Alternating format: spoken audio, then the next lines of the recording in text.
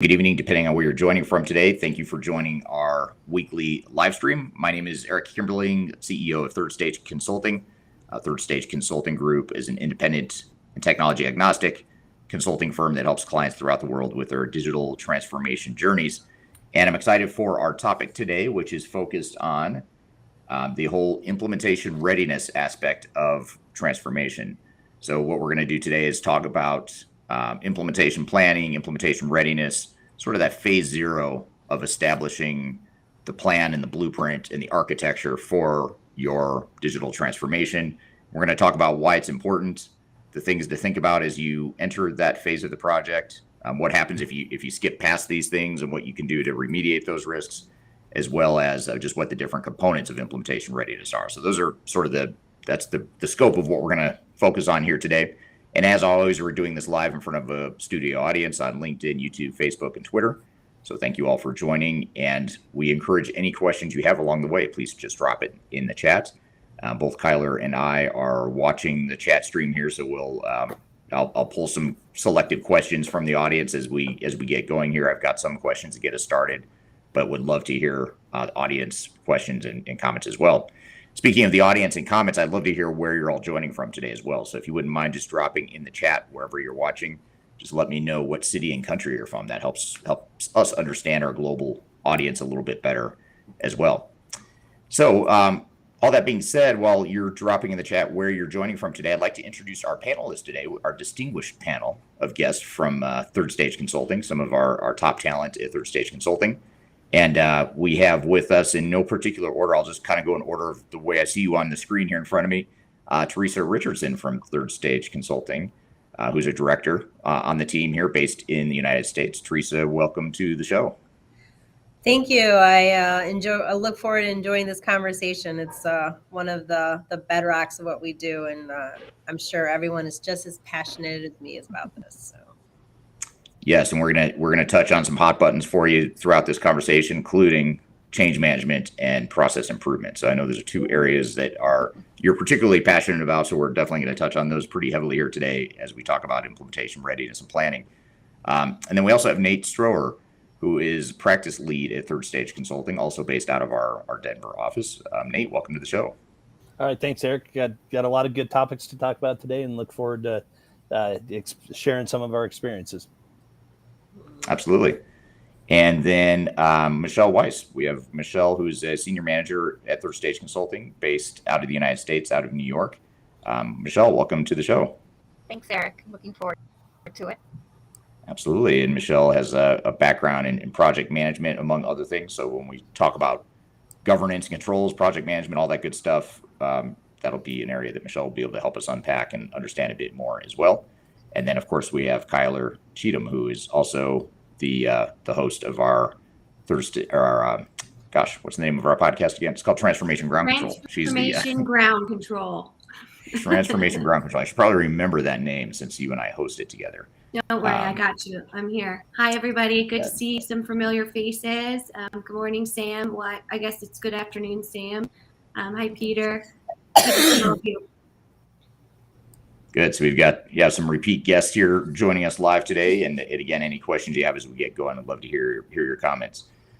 So I guess just to start, and actually in this conversation, this is a little bit different than most of our live streams in that we're actually going to show you a framework. I'm gonna pop it up on the screen. I'll take it away. We're going to kind of keep coming back to this one slide, this one graphic that summarizes what some of the major work streams are within implementation readiness and implementation planning. But before I start to show you sort of the conceptual framework and we start to unpack that in a little bit more detail, I wanted to talk about just why implementation planning and implementation readiness is so important to digital transformation success. And I guess just to maybe preface the question for you, Nate, to get us started on this is, a lot of times what we see with our clients and especially in cases where we come into the picture later where the project's already underway and perhaps they're experiencing some problems and they ask us to come get the project back on track.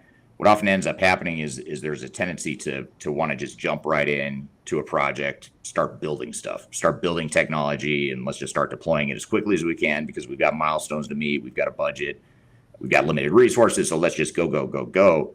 And one of the things that we see is a lot of times in most cases, it helps a ton just to slow things down a bit early on to get that right implementation plan and readiness plan in place so that you can actually speed things up and be more effective later. And in the grand scheme of things, that actually is the fastest way to implement, even though it may not feel like it because you're not getting started right away on the technology stuff, which is where, as humans, that's kind of where our brains go. So I guess, Nate, just to start off, why is that implementation planning so important to transformation success?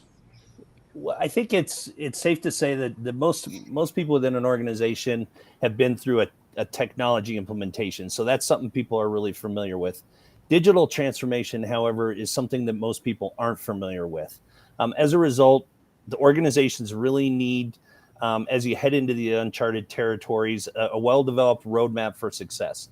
At a minimum, you need to include your milestones, your resources, and your desired outcome. Or put another way, what are we doing? Who will be doing it?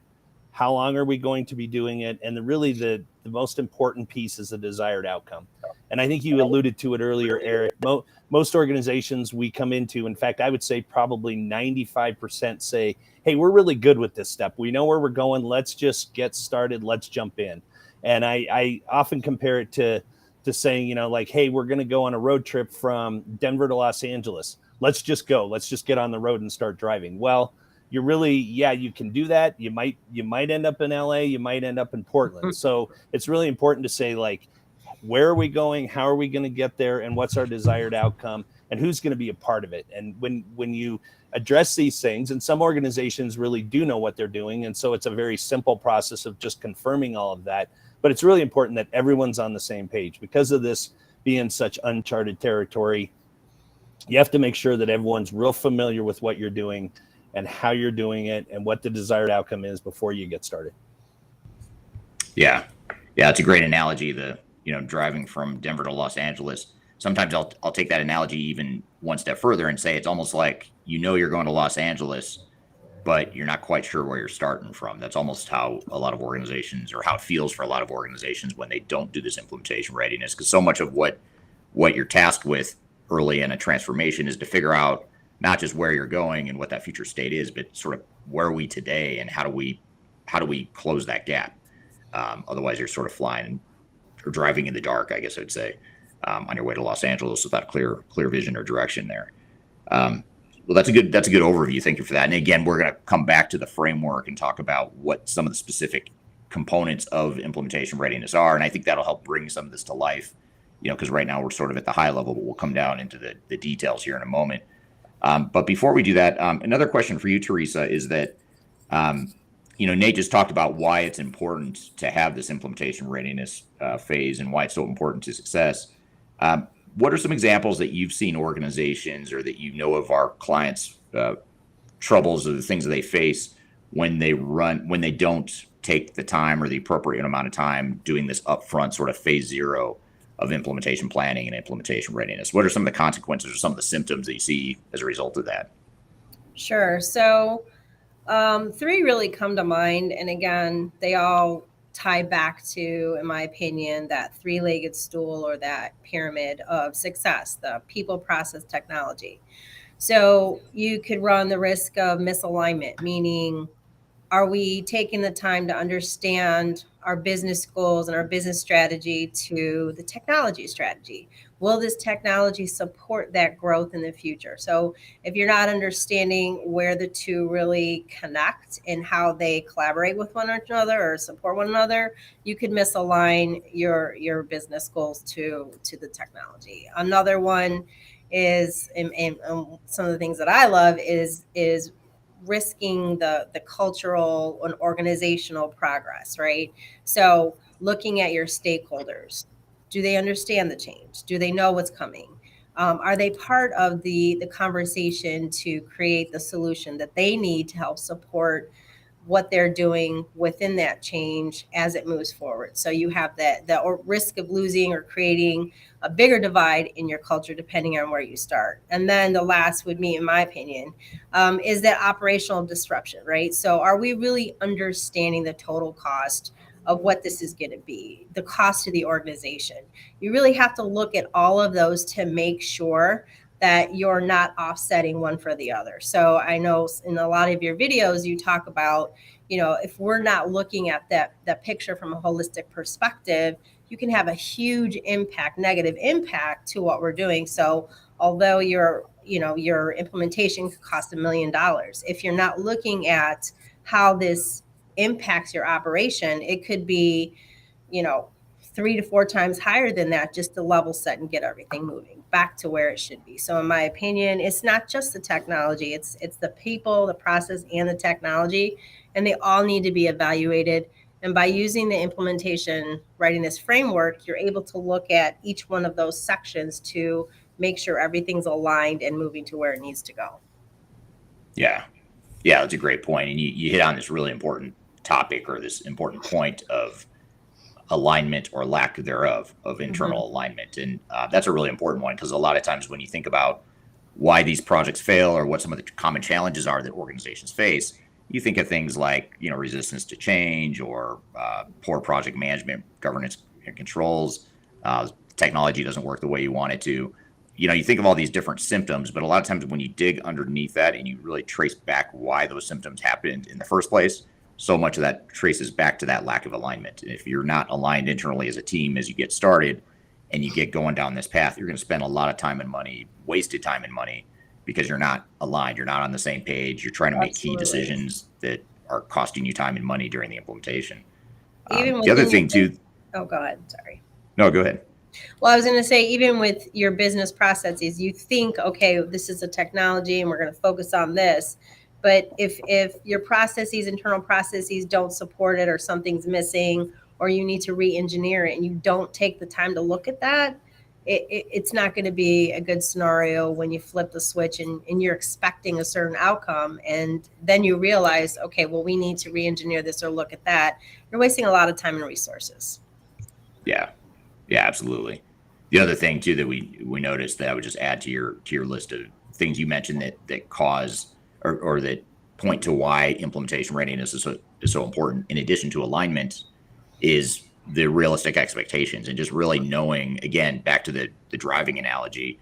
Yes, we're going to Los Angeles, but now we have a clear vision of where we're starting from and how we're going to get there. What's the terrain we've got to navigate, organizationally, operationally, all that stuff. And if you don't have that up front, not only do you have misalignment, but you also have unrealistic expectations, or you just don't know how long the project's going to take, how much it's going to cost, and how much it's going to cost you in terms of resources. And so you end up guessing, and you usually end up wrong, and then you blow past the budget, and it takes longer than you think because you didn't have that clear vision up front. So it's sort of like we're trying to unpack or trace back why so many of these problems happen. The good news is you can trace it back to a small handful of things that then percolate and explode into a bunch of other symptoms. So if you can really attack the root cause, which is really what we're getting at here today, that's one of the more effective ways to handle that. What I wanted to do for those of you that are watching, and those of you listening on the audio podcast won't see this, but we'll try our best to bring this to life verbally. But I'm going to show you a screen or a graphic that shows what we mean by implementation readiness and what some of the major components and work streams are. And I want to kind of walk through each of these one by one, and then we're going to come back to questions from the audience as we dig into this. If I take away the slide as we get going in the conversation, don't worry, I'll bring it back. And if anyone wants a copy of this visual, we're happy to share it with you. Just email us after the show. But the first thing I want to talk about is the executive alignment work stream, which is the first work stream you see at the top of this graphic. And that's one of the major work streams of implementation readiness, which is really ensuring that you have internally at the executive level, you have clarity and definition and articulation of what it is this project and this transformation is going to mean to the organization. And when I say that, I think a lot of people think intuitively, like they think, oh yeah, I've done that. We've defined that we need to replace our old system. I'm not talking about replacing and modernizing technology. I'm talking about just what is it that you want this project to accomplish for your organization. It might be heavily focused on replacing old technology, but why? Why are you replacing the old technology? What are the goals and objectives you're trying to accomplish? And within that, more importantly, what are all the different decisions and parameters and guardrails you need in terms of decisions to ensure that you have a strategy that's aligned with your overall corporate or organizational goals and objectives?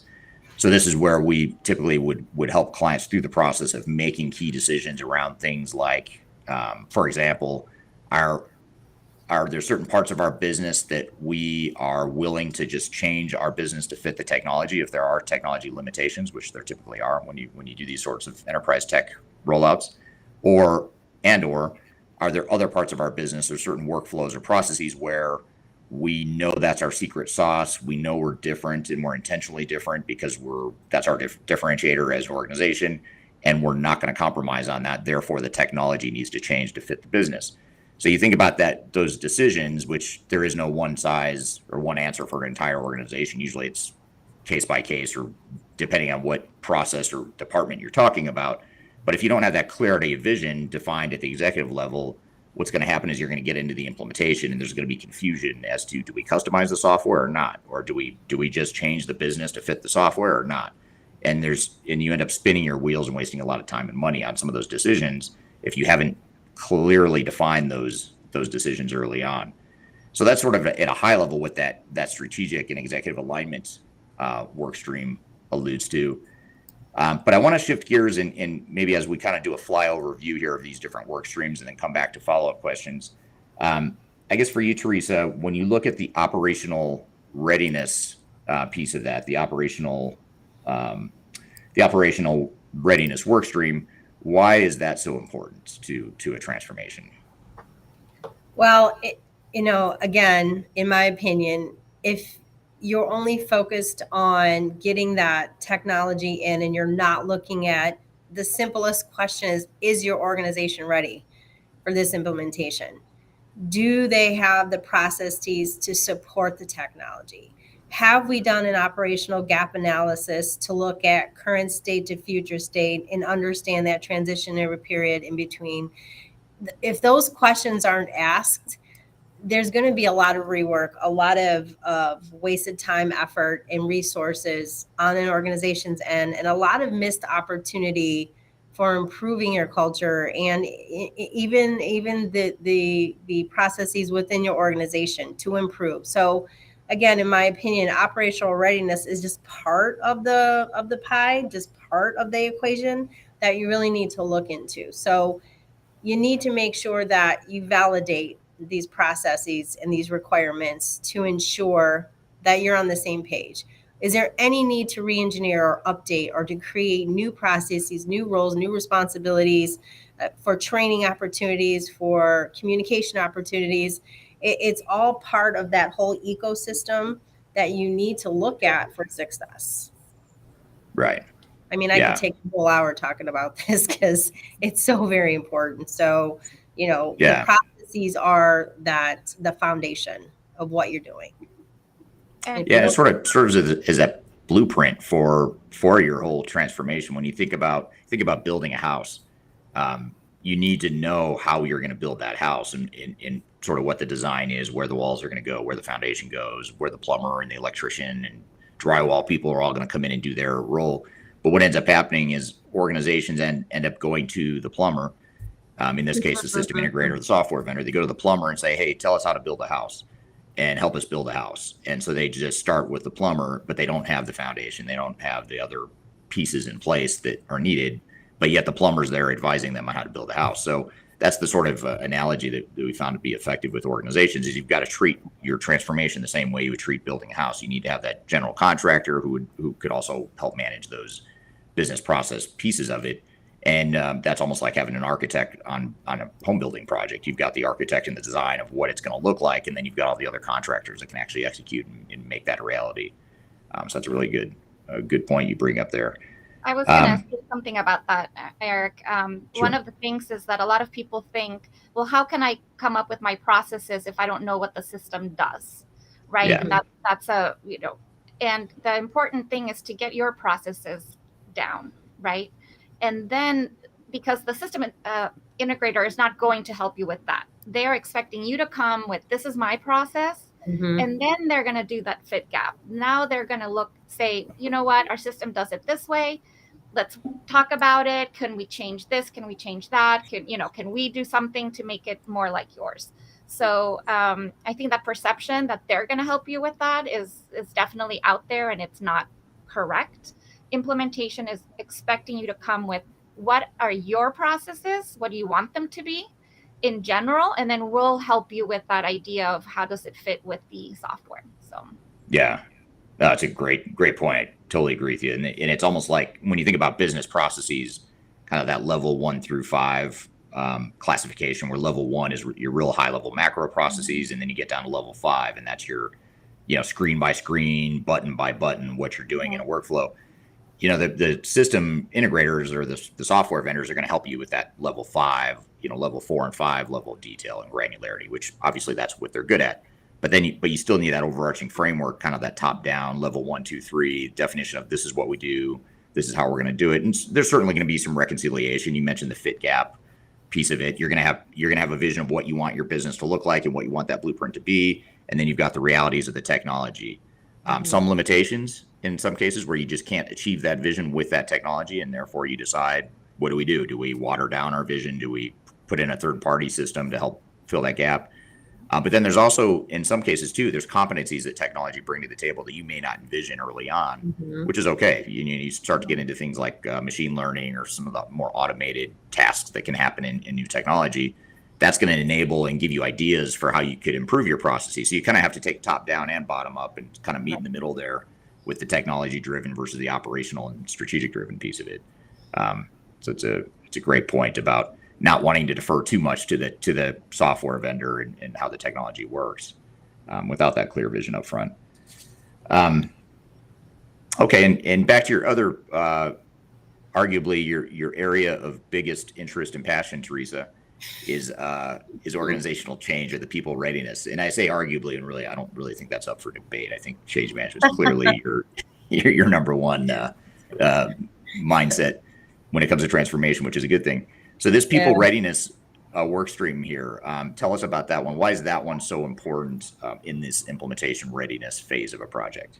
So I have to be honest with you. When I saw that particular point of discussion today, I started taking notes and writing all kinds of stuff. And I'm like, this is awesome, because change, and I don't think a lot of people understand when this really happens, but change really begins the minute the decision is made, right?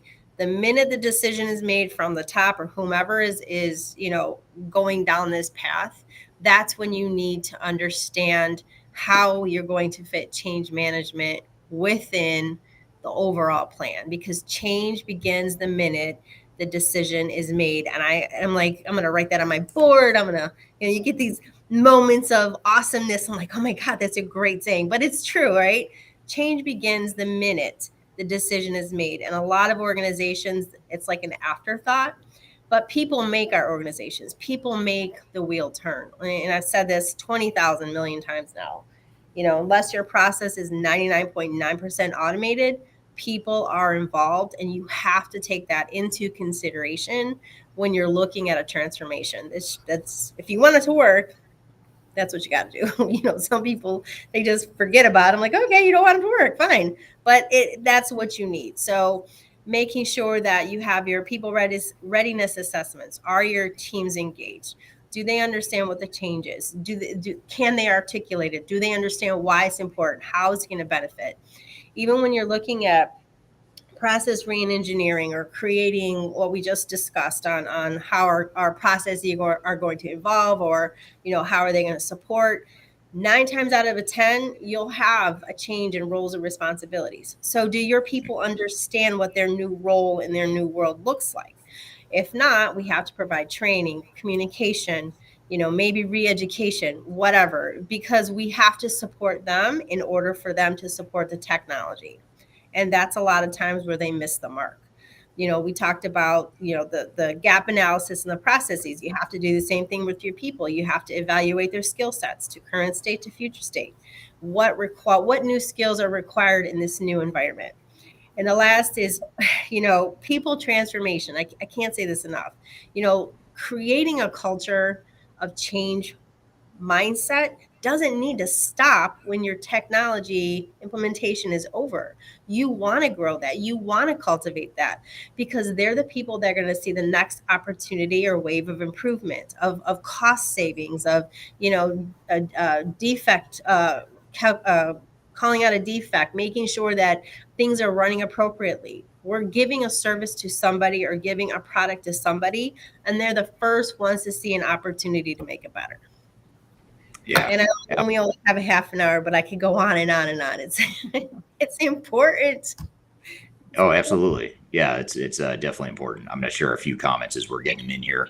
And I'm actually going to come back to some audience questions in just a moment, but I want to get through these last two work streams a bit first. But just some great comments here from Chris on LinkedIn. He mentions that getting the as-is processes can take months.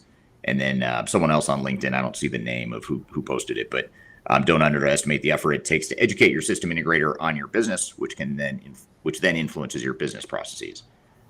So that's a great point too. And the better job you've done of defining your operational plan or your future state business processes and your change management plan, the better your system integrator is going to be able to add value to the project and sort of fit within your vision for what the project is, rather than making it about them and their vision. And that's an important dynamic or mindset shift that organizations often face. Okay, Nate. So I'm going to switch gears a little bit, and we talked about strategic alignment. We talked about operational readiness, people readiness, and then there's technical readiness. Maybe help us understand that at a high level in terms of why that work stream is so important, or what is it and why is it so important?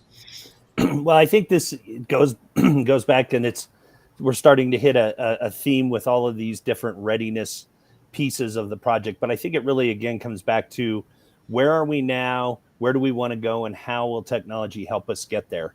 And when we say where are we now, I think it's important to everyone, or organizations and people, for all that's worth, tend to focus on what's not working. But I think it's important to say what is working, what are we doing well, and how is technology helping us to do that well?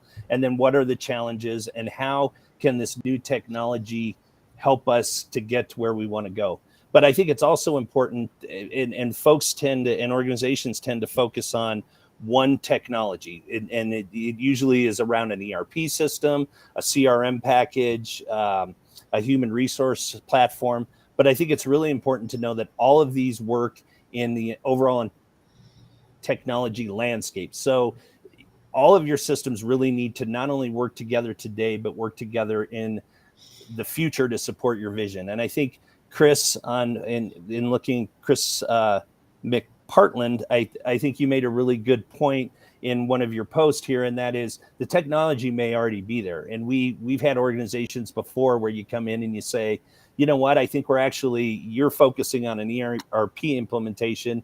Maybe this is something that you already have in place that we just need to optimize. We just need to build the people and the processes around the technology that's already there. So it's really looking at all of the people, process, and technology, know that they don't exist in a bubble, and then finding out, again, back to those questions. Where are we now? Where do we want to go? And how will the technology support that vision?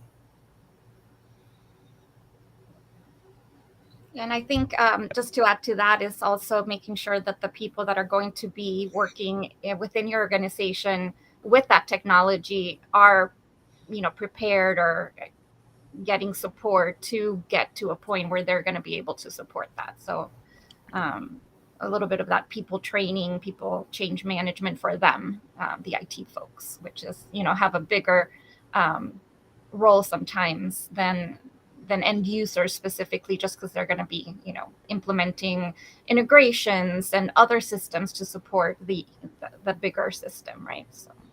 And I think one of our clients earlier this month made a really good point. He said, you're dealing with end users that are used to a rotary dial phone, and we're giving them a smartphone right now. It's still a phone. It still communicates from one person to another, but it's a whole different way of doing it. So you can't just assume, okay, we're going to take the old phone, take it out of the wall, hand someone a smartphone. They know how to use a phone. There's a whole process of not only training people, but getting the right people in place to take advantage of the technology. And I think that second piece is really the most important one. And that is some people not replaced, but you might need to get some people in there with different skill sets and different ways that they do their job and the way they work within the organization to really take the best advantage of the technology. Yeah, absolutely. And, that technical work stream is also important because it provides the architecture and the integration for how technologies will tie together. even if you're implementing a single ERP system, you've got to tie together different modules within that system, and you've got to have an architecture for that. And not to mention the fact that it's highly likely, if not 90% plus likely, that you're going to have to integrate your core ERP system to some other technologies, whether it's a regulatory system or a industry specific type of solution or whatever the case may be. Okay, and then Michelle, help us understand the last work stream here at a high level, the project governance and planning. What is that work stream, and why is it so important during this phase of the project in particular? Sure. I mean, this is the work stream that helps you determine how are things going to be managed, who's going to manage them. So the first one being the project governance is, how are you going to escalate things? Who's going to be the person that things get escalated to? How are you going to project manage this? Are you using certain software to do that? Or, just kind of getting ready for that project management role and how things are going to work. Also, I think part of this is, and it may bleed into the others, is, sometimes people assume that even executives know what their role is in a project, right? You just assume they know. Well, this is also part of defining what their roles are going to be and what is expected of them. So setting some guidelines as to, okay, you're part of this project team. These are the expectations for your role. So you're the executive sponsor. This is what's expected, right? You are available. You attend certain meetings, etc. So people know what to be ready for the project. Also, in building out your project team, realizing how much time you're going to need from those people, and does it make sense for them to be doing their job as well as being part of the project? In huge implementations, no, that does not make sense. You're actually going to need those people full time, and so figuring out a way to support them in that by backfilling those positions. So I know that that's a big thing in really huge implementations where, again, companies don't realize that that's going to have to happen. So they're going to have to hire people to take over some of these very important roles, but you need those really important people as part of the project to define all of these processes and make the project work. And then it's also looking ahead of time about what might be risks in your organization. So getting those risks down and starting to think about how to mitigate some of those risks. So I don't know what anyone else has to add to that, but those are my few comments. Yeah, some of the decision making is a really important one that you mentioned, which is how do we make decisions as the project goes? Who makes the decisions? Mm-hmm. A lot of times organizations delegate decision making about key business processes and strategic decisions. They delegate that to the project team in the spirit of delegation and just getting people involved. So it's typically coming from a good place. But what ends up happening is you lose that alignment. You lose that alignment with your future state strategic vision if you don't have that governance in place. So it's not just about keeping a project on track, making sure you finish on time, on budget. It's also about making sure that you are delivering a transformation that aligns with the executive and the strategic alignment strategy of the organization. And it's also selecting the project team all the way down to the user, the UAT people. So the users that are going to UAT, so that they are communicated to about how the project is going. Maybe they're not involved obviously in all the meetings, but they know that this is a role that they're going to fill, and get them involved, right? I think there was a question earlier about, they don't listen to the end users. How do they get involved? Well, UAT would be the place where they're involved specifically, but the idea is that your organization has chosen representatives to be part of the project that should know the processes and the things that you're doing to communicate those to the project team and hopefully get, some of those things into the project. You can't involve everyone in projects like this, but the UAT piece is where those users get to play with the system, test what, the processes that have been set up, and voice their opinions. This is working, this is not working. And that's their chance to really give that input, I think. So they need to know that they're going to be part of the project even from the beginning, and obviously they're going to know that they're going to get training on especially if it's a brand new system, right? Sometimes that you switch from one platform to another and it's completely different. Letting them know that, yes, you're going to get some training. Everyone's going to get training. And that comes in Teresa's, communicate with the whole organization, not just the project team, as to what's going on. Yeah, absolutely. And that was a good segue, because I actually had that question queued up to answer next. So you had a perfect transition here into some of the audience questions. And so thank you for paying on YouTube for asking that great question about user involvement. While we're on this thread here of people and change, Teresa, I'd be curious, Teresa and Nate in particular, curious to hear your thoughts on this, but this is from LinkedIn. The comment is, the scariest part of digital transformation is the poor level of communication. Some global managers believe their own perception is the only one that's valid, and they do not value the experience and limitations of end users and medium to low managers within the organization. So how do you overcome that, Teresa? Maybe we'll start with you. When you talk about communication and the poor communication, I think this person's also getting to something even deeper, which is the managers thinking they're right or only their perception is valid. What are your thoughts on that? I know it's a huge question, but what's your first pass? You see the wincing in my face, like, well, interestingly, most change, impactful change, comes from that middle layer or the middle manager area, because they're the ones that are that conduit between upper and, in my opinion, team member level interaction with the process of the technology. Oh my goodness, you put a smile on my face, Kyler. Anyway, when you have managers like that, in my opinion, a manager doesn't need to be the one driving the change if an organization is really engaged, because you have change agents, you have the people that want to see this change move forward. So you don't really have to leave it up to that manager if you really want to make that switch.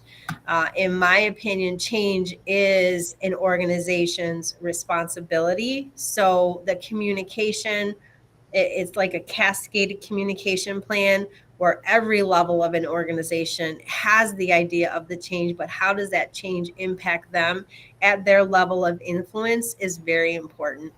Again, I'm not the type of professional that would allow or permit one level or one person to just stop everything. I think it takes an entire community to make, embrace, and really move that change forward. So if the question is, how do you get around that? I think the person asking that question really knows, right? You see the problem, so step up and fix it. Because honestly, everyone within an organization, they're not there just to be there. You're taking time from their family. You're taking time from their, lives. They're there because they want to be there. They want to do a good job. So if you see it, you know what? Address it. So that's what I would say. Yeah, it seems like it's a balancing act between, we talk about executive alignment and that clarity of strategic vision. So on one hand, you kind of need a somewhat of a top-down, even though that's not a cool word to say nowadays. It's all about bottoms up and servant leadership and stuff like that, which is great. But you do need that top-down direction and strategic framework. But then you also you can't overdo that either. You need to have that sort of bottoms up involvement of end users, but also the communication to and among different departments and different people within the organization. So you kind of have to do both, and you have to find that right balance for your organization. To be honest with you, if worse comes to worse, you need to talk to what people listen to, dollars. You know what? Mm-hmm. If my manager or whomever isn't making it happen, and senior leadership's like, well, why? Tie it back to the dollars. That'll get their attention. You're just wasting $10 gazillion because this isn't happening. You'll see some changes. So, there's plenty of ways around that barrier. And here at Third Stage, we are very good at identifying what they are and just kind of like blowing it up. And absolutely. Happen, So. Yep. And then here's an interesting comment from Chris Simmons on LinkedIn. He says, for some people, change can be difficult, especially those who may have been with the company for many years. And that's a great point. If you have a highly tenured staff, change management's just going to be harder. If you're an older, more established organization, change is just going to be harder. And I think too many organizations underestimate that. And they think, no, it's not going to be hard because our people hate the old green screen system. So they're going to love the change. Well, maybe they will at the end of the day, but it's going to be a very painful process. I think that's the part that people don't fully understand. Honestly, I think that's a pot of gold in my mind. I mean, you have all that tenure, all that experience. And, I know you just maybe saw me get a little excited there, but that's what it is. It's like a pot of gold. It's all this experience and this, you're there for a reason. You've been there for 40 years. So you love your job. You're passionate about it. So let's tap into that. Let's figure it out and have them become the cheerleaders. I mean, just because someone's been there 40 years and they're using a phone on the wall versus someone out of college who has a super duper fast new version iPhone that you can look at and it turns on, it doesn't mean we're going to discount the person that's been there for 40 years. In my opinion, that's a huge opportunity. That's a huge pot of gold, and I tap into it. I'd be like, hey, let's talk. Right. Absolutely. Yeah. It's a great point. I'm just going through. We have a lot of great questions here from the audience. I'm actually having trouble getting through them all, or just kind of picking the ones that go with the flow here. Here's an interesting question or comment from Furkan. I hope I'm not mispronouncing your name too terribly.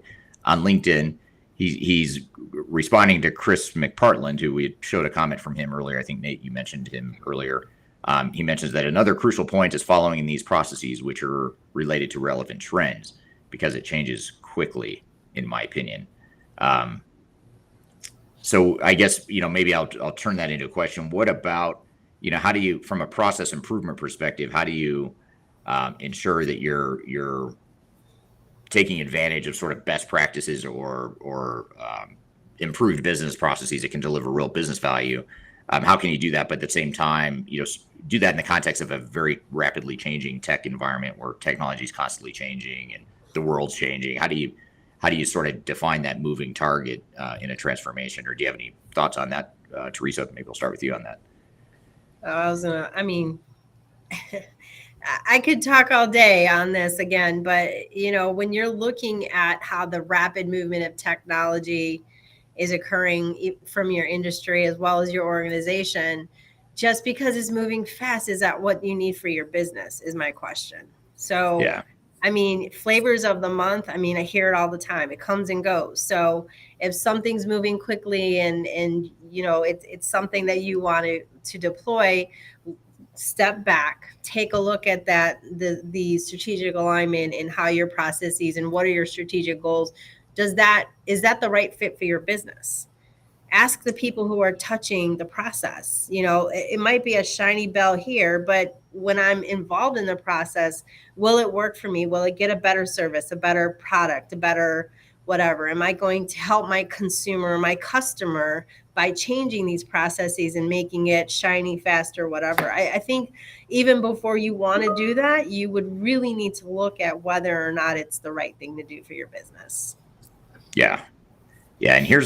And speaking of speed and change, here's a question I want to maybe see what your thoughts are here, Nate, on this question again from Chris McPartland. But I feel like this question really gets to the root or to the heart of why implementation readiness is so difficult for organizations to think through and to be patient with, or to actually take the time to do. Is I'll say it in his words because he says it better than I probably would have. But he says, I'm always under so much pressure to start delivering change as there's always excitement and momentum in the early stages. So how do you ensure you get the time up front in an agile, impatient world? And I think that's a brilliant question, because that is the problem with implementation readiness, and why so many companies skip past it is because we live in this agile world. We want to move fast.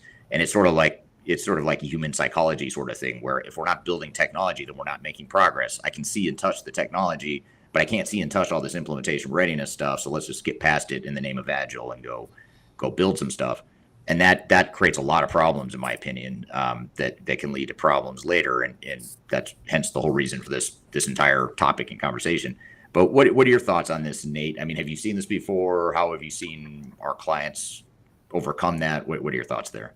Yeah, and that is a great point. And I think when you when you ask if we've seen it, I think with every client we've seen it, and I think it really goes back to the point. And I'll use your analogy, Eric, but it really comes back to the point of starting from the beginning. Where are we now? Where are we going to go? And then really building a good plan on how you're going to get there and communicating. And I'll try and hit in all three of those, but it again, kind of using that analogy of building a house, it's sitting down and saying, what do we want out of this house? Are we building it for a family? Do we want a lot of living space so that we can entertain a lot, that sort of thing? That's the vision. And then really sitting down and saying, what's the plan? And saying, do we have to dig a foundation, we have to frame the house, we have to get the plumbing and the electrical. And then really the most important piece in my book is communication. And I think the communication has to be consistent. It has to be frequent, consistent, and concise. And I think as long as you can take your communication and tie it all into where are we now, where are we going, get it in front of people, whether it's weekly, bi-weekly, monthly, at staff meetings, whatever that is, and then make it concise, make it relevant to what the end user sees and what their piece is in the overall project. So people don't want to read 5-page emails, but they want bullets. They want to know what the change is, what's coming up, what's their involvement in it, and what can be expected of them. And I think if you do that, it lets people know that, again, here's where we're going. The end goal is to build a house that we can all live in. And yeah, it's not exciting when you're seeing a hole dug in the backyard and a foundation is being poured. That's not really something you can put your hands on. But as long as people know you do this before you do this, before you do this, and then we all move into the house, it gives them an idea of where you're going. Yeah. One of the things that I want to add to that is, going back to the earlier part of our discussion, you're talking about, what risks are we in danger of? And I think one of the things that just popped in my head as he was so eloquently describing that is the risk of a restart. So that's a very costly thing, not just in money and resources, but in the buy-in and adoption that you've created up to that point for your organization. When you don't really take a step back and look at what are we really doing, where are we, and where do we really want to go, and what that piece in between is. If you don't do that, then you're moving along your timeline. You find something that you need to adjust, you got to stop, you got to adjust, and then that whole cost of a restart is huge. It's huge. Yeah, absolutely. That's a great point. And I agree with that, by the way. It's a lot cheaper and faster to do it right the first time than it is to mess it up and think that you're speeding things up, and actually you're just headed faster towards a failure. Making sure you get that right up front is super important. You're headed to the brick wall. Get it? The brick wall behind me. No. Boom. Little digital transformation humor here on the show. If you do a restart, then that's where people start getting that exhaustion of, I think there was a question about change exhaustion, right? If you're going to have to restart something and they're going to be too exhausted from all the change before and it didn't work. So why would I pay attention now? So Absolutely. It definitely has a huge effect on morale, I think, Absolutely. as well as putting the project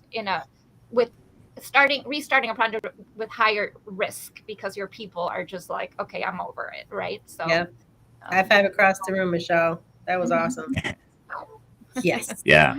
No, that's a great point. And I guess just in the interest of time, I know we're going to lose at least one panelist here in just a few seconds to a client commitment. But before we lose anyone from the panel, I want to ask sort of this capstone question, or this closing question here, which is, what closing advice would you have for an organization that's maybe in the midst of a transformation, and what should they do to get started? I mean, when you think about implementation readiness and doing some of the stuff we talked about here, how do they get started on it? Whether they're just starting their project or perhaps they're already part of the way through the project, there pieces of this you can work into your plan sort of midstream if you're already down the path? In other words, is it better late than never to do some of this stuff? I guess, Teresa, why don't we start with you? Because I know you're the one we might lose first in the time commitment. Absolutely. It's better late than never. Will it be more work? Yes. But will you appreciate that when it's done the right way? Absolutely. Again, people contact us for change management. Let's just say even BPM, middle, almost all the way through. It is an uphill climb. However, it can be achieved. One thing that I would say in terms of advice is to take a step back and breathe. I know that excitement is created. We want to do this. It's the right thing to do, but take the time and have that due diligence and really look at, okay, what is it that we're doing? Why are we doing it? Where do we want to go with it? Right. And then who are the people we need to bring to really evaluate from not just that unbiased view, but that agnostic view? Like, are we doing the right things? A lot of people are going to tell us a lot of things. Yep. Bye. Take this, purchase this. But is it right for our business? That's a question you have to ask. And if it isn't, what do we need to do to fix it? Yeah. Great point. Thanks for that. How about you, Nate? What are your thoughts? Yeah, I think it's real simple, and I think it's create the vision, create the plan, and so create the vision, plan the work, and work the plan. And I think that's again, very oversimplified, but as long as everyone's on the same page of where the vision is, as long as everyone agrees on the plan, and as long as you're working the plan, like Teresa said, it's never too late to start, but it's really important to know where you are and what's the plan to get you caught up and what's the plan to get you to ultimately where you want to be, and be realistic about the challenges that are ahead, and then work the plan. Yep. Great point. How about you, Michelle? Any closing thoughts or recommendations to organizations that are considering or wanting to address some of these implementation readiness concepts? Sure. Yeah. Nate just covered kind of if you're in the middle of one. So I want to give advice to people that are just getting started. And like also Teresa said, it all starts the moment you decide you want to make the change. And some of the implementation readiness steps can start happening while you're choosing your software, right? So that way you maybe don't feel so rushed to try to get into implementation. So thinking about who those important people in your company are that you might want to try to retain for the project, starting to communicate about this, forming some excitement to get ready for that implementation. So, some of the process stuff might not be able to happen until you've chosen the software, because now, you have some idea about how they do things a little differently.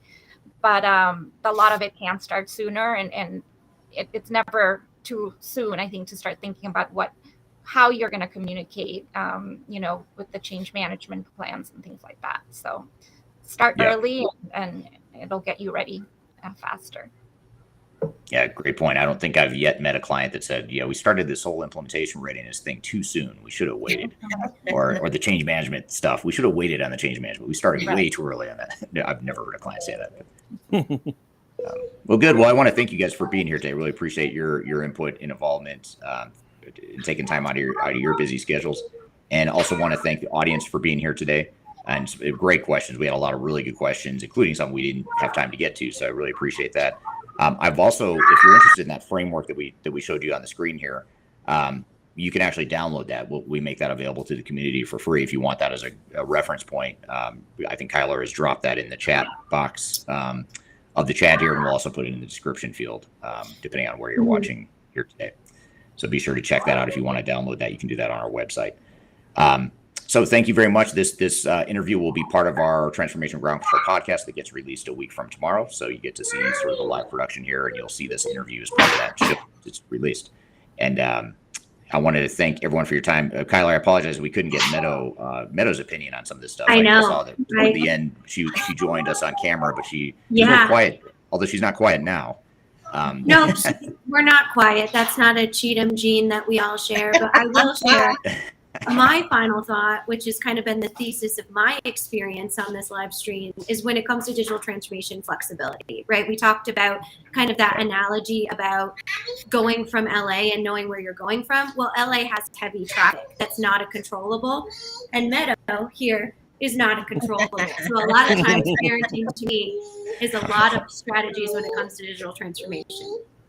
Now, did I see that right? She has a marker in her hand. That doesn't look good. Yeah, we've gone from dumping water to slapping me with a tortilla to markers. So it's been a very eventful live stream, and I'm looking forward to actually being able to add value to the conversation. And I do appreciate everyone, being caring when it comes to working parents. A lot of times, yeah, we do the best we can, right?